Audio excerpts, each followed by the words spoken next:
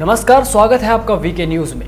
पालघर की घटना तो आपको याद ही होगी, जब दो संतों को लाठी और डंडों से पीट पीट कर मार दिया गया था। वो तस्वीर जिसने भी देखी दिल पसीज उठा था।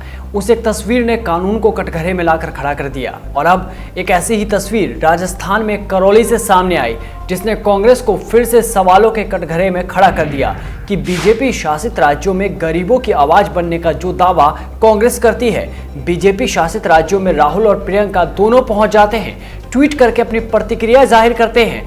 वो एक गरीब ब्राह्मण की हत्या पर चुप क्यों है? क्या उन्होंने अभी तक ये खबर नहीं देखी कि एक गरीब ब्राह्मण की नृशंस हत्या कर दी गई, लेकिन कांग्रेस के दोनों राजदुलारे चुप बैठे हैं? क्या उन्हें नजर नहीं आता कि राजस्थान में क्या हो रहा है? अगर यही घटना बीजेपी शासित किसी राज्य में हुई होती तो पूरी कांग्रेस पार्टी मोर्चा लिए कूच कर देती। अभी तक तो सबके बयान भी सामने आ गए होते, कानून व्यवस्था पर सवाल भी खड़ा कर दिया होता। लेकिन जब यह घटना कांग्रेस शासित गहलोत सरकार में हुई तो दोनों भाई बहन के मुंह में मानो दही जम गई हो। अरे प्रियंका जी, क्या अब आपका दिल आहत नहीं हुआ? राहुल जी, क्या अब आपका दिल नहीं पसीजा? ब्राह्मण हत्या तो सबसे बड़ा पाप है, और इस मामले में चुप्पी साधे बैठे रहना क्या ये दर्शाता है कि कांग्रेस हिंदू विरोधी है? हिंदू विरोधी कांग्रेस, इस तरह के आरोप कांग्रेस पर पहले भी लगते रहे हैं और फिर से ये मुद्दा सियासी गलियारों में जोरों पर है। बीजेपी इस मामले को लेकर कांग्रेस को घेरने की पूरी तैयारी कर चुका है। एक गरीब पुजारी जिसको भूमाफिया ने जलाकर मार डाला, इस बात से जब पूरा हिंदुस्तान आहत है तो पूरा हिंदुस्तान आज पूछ रहा है कि आला कमान से कि आपके आंसू क्यों नहीं निकल रहे। राजस्थान में मंदिर के जमीन विवाद में एक पुजारी को जलाकर मार दिया गया। खरौली जिले के बुकना गांव से ये विभत्स घटना सामने आई, जहां मंदिर के जमीन विवाद में भूमाफिया ने पुजारी को जिंदा आग के हवाले कर दिया। हालांकि उस वक्त पुजारी की मौत नहीं हुई, पर वो गंभीर रूप से जख्मी हो गए। पुजारी को अस्पताल में भर्ती कराया गया, जहां गुरुवार रात को इलाज के दौरान उनकी मौत हो गई।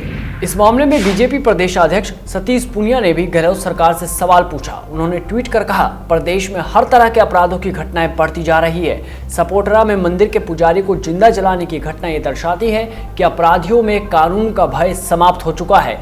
प्रदेश की जनता भयभीत है, डरी हुई है, सहमी हुई है। आखिर गहलोत जी, आप कब तक अपराधियों के मसीहा बनकर रहोगे? ये मामला अब बेहद गर्मा चुका है। जयपुर में fight for right Shri Parshuram Sena और कई संगठन के पदाधिकारी अस्पताल पहुंचे थे। श्री परशुराम सेना के संयोजक अनिल चतुर्वेदी ने तो चेतावनी दे दी और कहा कि यदि शीघ्र अपराधियों की गिरफ्तारी नहीं हुई तो वह आंदोलन करेंगे। इससे पहले भी पालघर में हुई लिंचिंग पर कांग्रेस चुप ही रही थी। बता दें कि इस मामले में अभी तक एक गिरफ्तारी हुई है, अन्य की तलाश जारी है, लेकिन ग्रामीण पीड़ित परिवार को उचित मुआवजा और आरोपियों की गिरफ्तारी होने तक अंतिम संस्कार नहीं करने की मांग पर धरने पर बैठ चुके हैं। साथ ही बीजेपी के नेता भी प्रदर्शन कर रहे हैं। तो वहीं परिवार का कहना है कि पुजारी का अंतिम संस्कार तब तक नहीं करेंगे जब तक कि सभी आरोपियों की गिरफ्तारी नहीं हो जाती। परिवार मुआवजा और सुरक्षा की मांग भी कर रहा है। हालांकि एसडीएम परिवार को मनाने में लगे हुए हैं और उचित कार्यवाही करने का भरोसा भी दे रहे हैं। पर लोग सवाल पूछ रहे हैं कि आखिर कब राहुल और प्रियंका का जमीर जागेगा?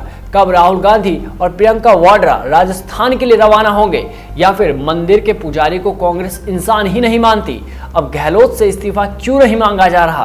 कांग्रेस कब तक चुपचाप सब कुछ देखती रहेगी? पूरा देश इस बात का इंतजार कर रहा है कि आखिर कब दीदी और भैया राजस्थान के लिए निकलेंगे। क्या हाथरस में बहने वाले आंसू अब सूख चुके हैं? विपक्ष लगातार सवाल उठा रहा है कि जब कांग्रेस शासित राज्य में रेप की घटनाएं होती हैं तो कांग्रेस नेता या तो चुप हो जाते हैं या फिर मामले को छुपाने में जुट जाते हैं। आखिर कब तक ये लीपापोती का खेल चलता रहेगा?